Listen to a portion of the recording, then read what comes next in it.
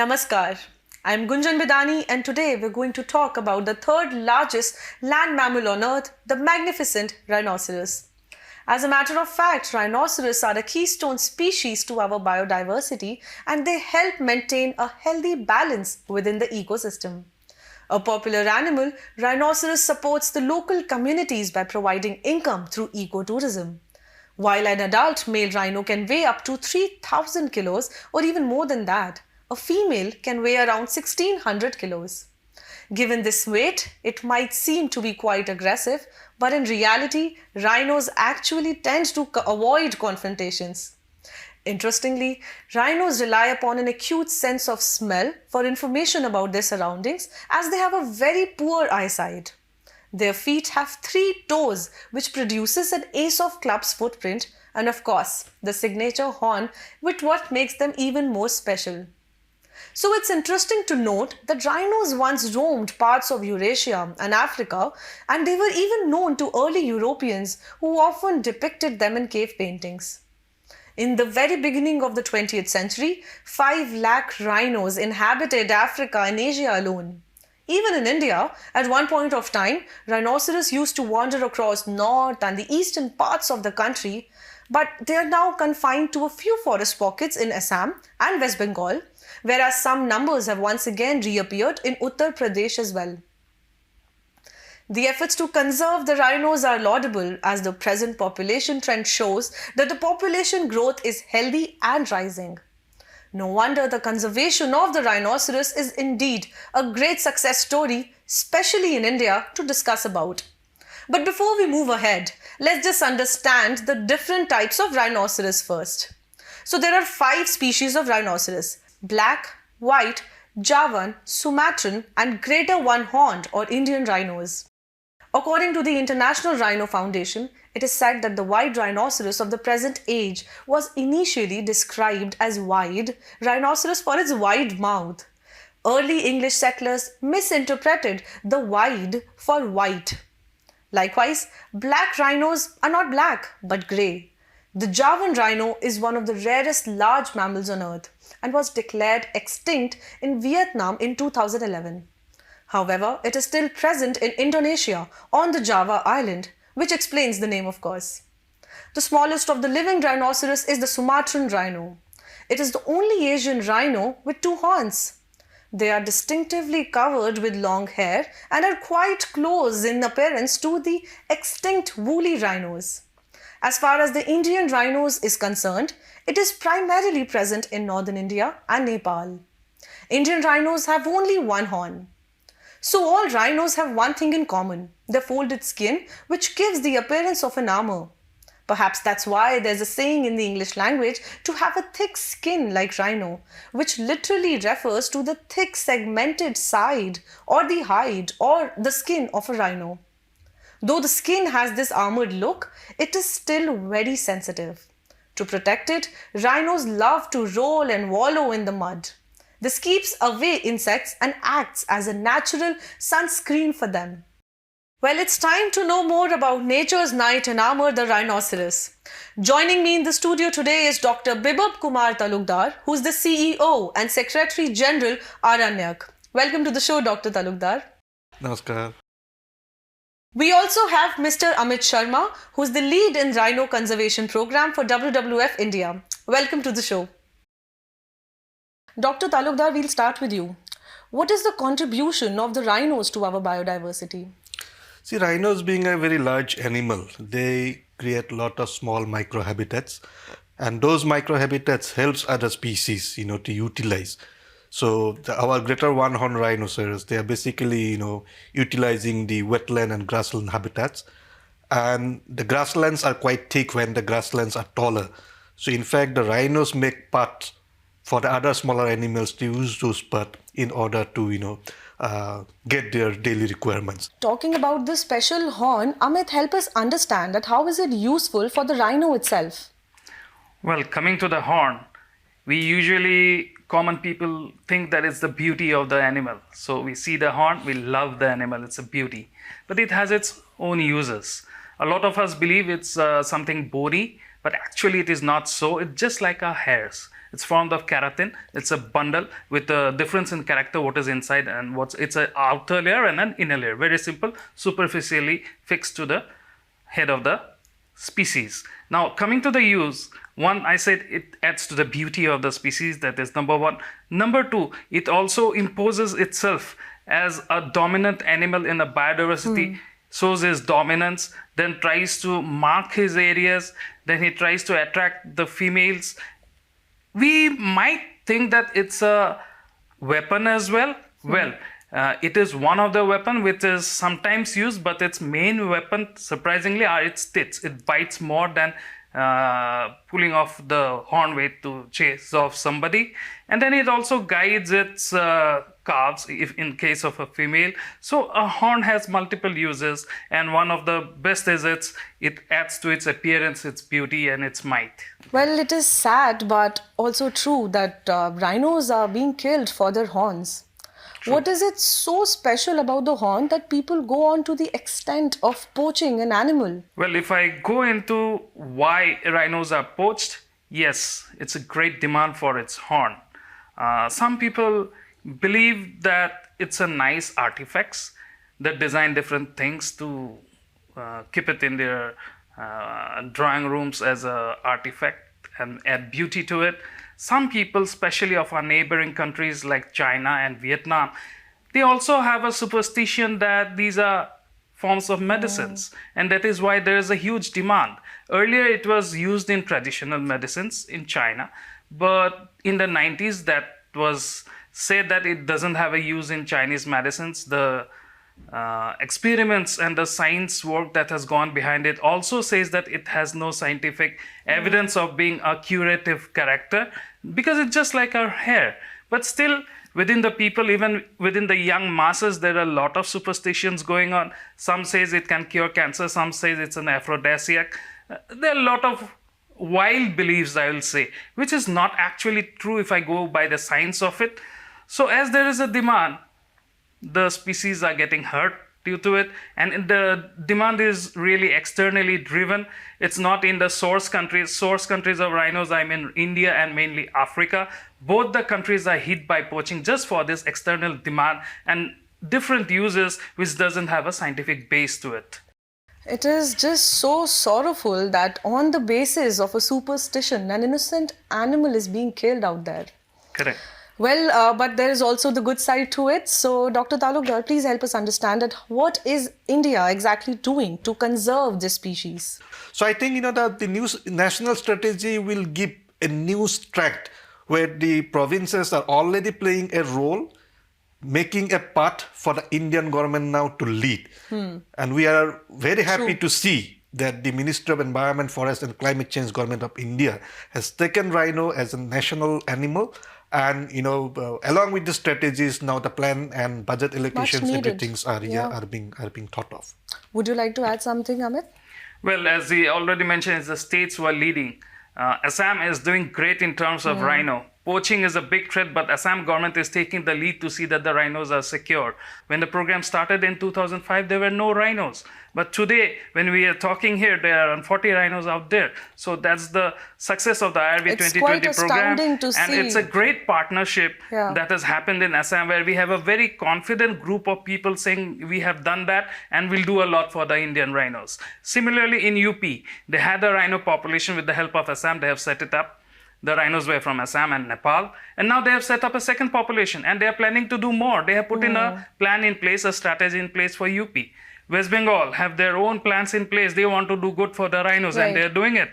And Bihar, of late, they get visiting rhinos from Nepal. Now, Bihar government has set up a team specifically to look into rhino concerns, the habitats and security, so that Valmiki Tiger Reserve in Bihar can also house rhinos. So India is doing good in terms of rhino, and I think the rhinos have a good future in our country. Dr. Talukdar, what would you like to in fact, this is the only rhino species in the world out of the 5 species that their IUCN threatened species category status was downlisted in 2008 from endangered to vulnerable. True. So endangered is higher level security or attention. So I think that shows the success of Indian government along with the Absolutely, Nepal that's government. quite progressive. Yeah. Also, what's interesting is the characteristic of the rhino that it is a mega herbivore. As I've already mentioned, that they are a keystone species that play an important role in ecosystems. Rhino grazing helps maintain savanna and wet grasslands, which in turn supports numerous other species. Researchers have even discovered that where there are more rhinos, there is greater biodiversity of plants and animals. Well, it's time to dip into a short break, but on the other side, we'll discuss the illegal trafficking and rampant poaching of the rhinoceros. Please stay tuned.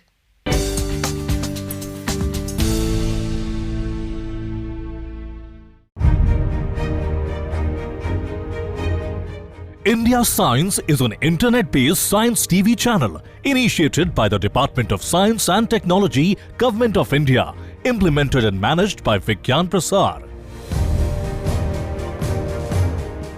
India Science on the URL www.indiascience.in is a bilingual channel with content in Hindi and English. It can be accessed on any internet-enabled device. This video platform is dedicated to science and technology knowledge dissemination with a strong commitment to spreading scientific awareness, especially with Indian perspectives, ethos and cultural context. The India Science mobile app can be downloaded from the Google Play Store and Apple Store.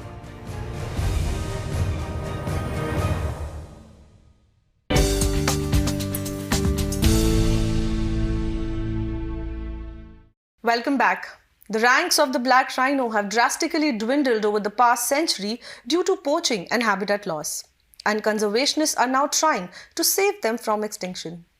According to the latest report by the Convention on International Trade in Endangered Species of Wild Fauna and Flora, there are only 5,000 black rhinos remaining on our planet. No wonder the International Union for Conservation of Nature, or IUCN's Red List terms the black rhinos as critically endangered. Well, we have to talk about here, Dr. Talukdar, what are the threats to Indian rhinos? Well, I think for larger section of people, threat is restricted to hunting or poaching, which is visible. We feel bad when we see a rhino is killed, blood is coming out, which is of course one of the the larger threat. But there are other threats which are not visible, and one of those major threats is the alteration of grassland habitats, and it's basically sometimes maybe the invasive plant species which are trying to retard the growth of the grasslands. We have seen it in Assam. We have also seen it in other parts of India, also in Nepal. In fact, because of the invasion of plant species, we are losing grassland habitat, probably 15-20% of the total area. So that is, in fact, in a long-term threat that I think our government, our conservation agencies to look into. I would like to know from you here, Amit, that how are rhinos monitored and counted in the wild? See, there are different forms of monitoring and counting mechanisms. But in the species like rhinos, what we traditionally do all over is a direct count, meaning the area where rhinos are divided into blocks. And these are preformed blocks where specific teams are allotted out for a day. They go out walking or on elephant back and they try to count the rhinos they encounter in a single occurrence of survey. So that is what the estimation is coming out to be based on this field exercise. It's done in India as well as in Nepal. The other form of count that we have recently started to experiment and it looks good is based on the DNA. So rhino dung is picked up, their DNA is done, and every rhino has its own unique DNA, and that can also provide the count.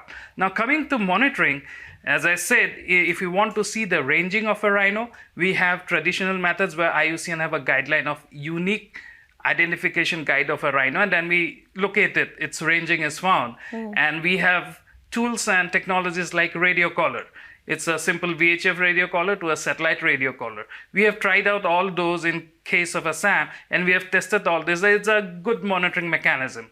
We also monitor the health of a rhino. We also look into the ranging, as I have already said, and also their activities. These are all science-based monitoring. Absolutely. All these are happening in India or in terms of the species. And we are yet to do a lot, but we are doing it. Given the technology and the science advancement, what we are inculcating into this practice, it's all the more important to look at the current situation of rhinos on our planet. Let's have a look. White rhinoceros.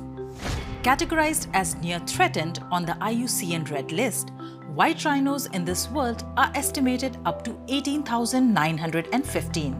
There are two subspecies of white rhinos, northern white rhino and southern white rhino. In the sub-Saharan African region, southern white rhinos are mainly present in South Africa, Zimbabwe, Namibia, and Kenya. Sadly, the only two remaining subspecies of northern white female rhinos are kept under 24-hour guard in Kenya. The last northern male white rhino, Sudan, passed away in 2018. Black rhinoceros. Categorized as critically endangered by the IUCN Red List, only 5,500 black rhinos are left. From an estimated number of 1 lakh individuals that existed in the early part of 20th century, the numbers reached at a low point of fewer than 2,500 individuals. Currently, their numbers have doubled in number over the past 2 decades. Greater one-horned rhino. The greater one-horned rhino is categorized as vulnerable on the IUCN Red List. An estimated 3,600 rhinos are there in both India and Nepal. Surveys in 2018 confirm numbers in Assam and are relatively stable. Kaziranga National Park in Assam conserves the majority of India's population, with numbers continuing to increase, though at a very slow rate. Javan rhino. Categorized as critically endangered, currently a total estimate of only 72 individuals are surviving on our planet. Javan rhino only exists in a single population in Ujung Kulon National Park in West Java, Indonesia. As reported, constant monitoring has leveled up with camera traps which cover the entire park. Sumatran rhino. The Sumatran rhino is also categorized as critically endangered and is now restricted to only 4 isolated sites in Indonesia in up to 10 subpopulations. Some subpopulations are estimated to number between only 2 to 5 animals that are not likely to be viable in the long term. No existing subpopulation is thought to be greater than 30 individuals. The number of Sumatran rhino has been estimated at less than 80 individuals, far fewer than previously thought. It's a pitiful situation out there.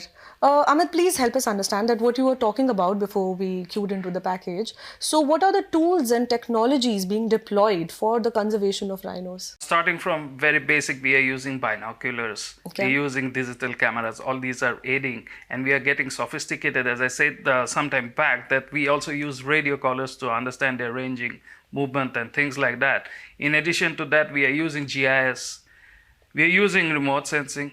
Just as Dr. Talukdar said, we need to understand habitat and do research on it. So remote sensing is helping us. Then we are going further. We are also trying to use AI, artificial intelligence, machine learning, and big data to counter this poaching pressure. So a lot of tools and technologies are in place that we are trying to get the benefits out of it for the security and betterment of the species. I would like to draw your attention to the 2 female Indian rhinos who go by the name of Maheshwari and Anjuha. And Anjuha is the daughter of Maheshwari.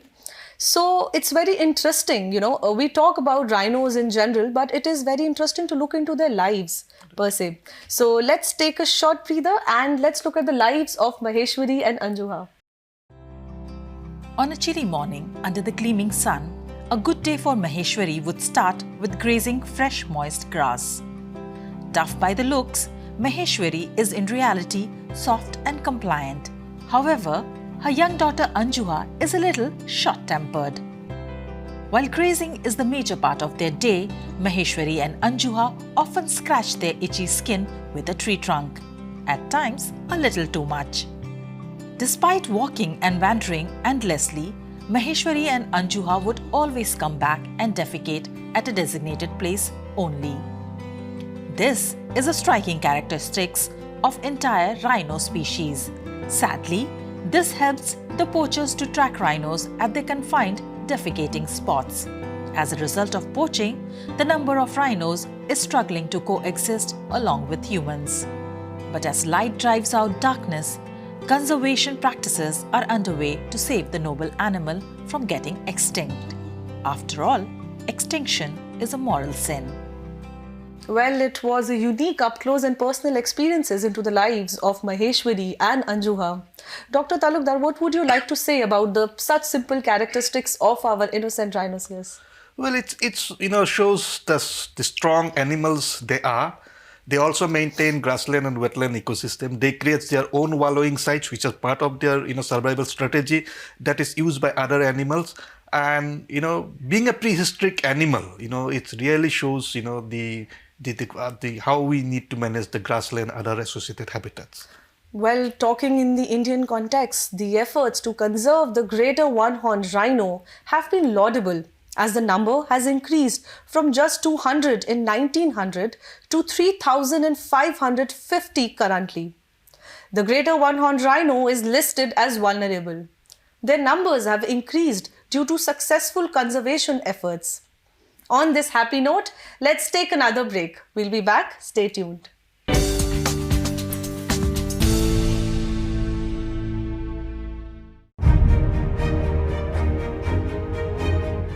India Science is an internet-based science TV channel initiated by the Department of Science and Technology, Government of India, implemented and managed by Vigyan Prasar. India Science on the URL www.indiascience.in is a bilingual channel with content in Hindi and English. It can be accessed on any internet-enabled device. This video platform is dedicated to science and technology knowledge dissemination with a strong commitment to spreading scientific awareness, especially with Indian perspectives, ethos and cultural context.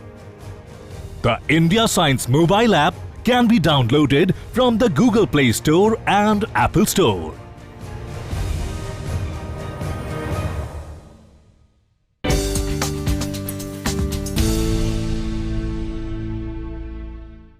Welcome back. We're talking about the enigmatic rhinoceros. As we were discussing before dipping into the break, there have been conservation strategies and missions working to preserve the great Indian rhinoceros in India. Let's have a look at the current situation of our Indian rhino.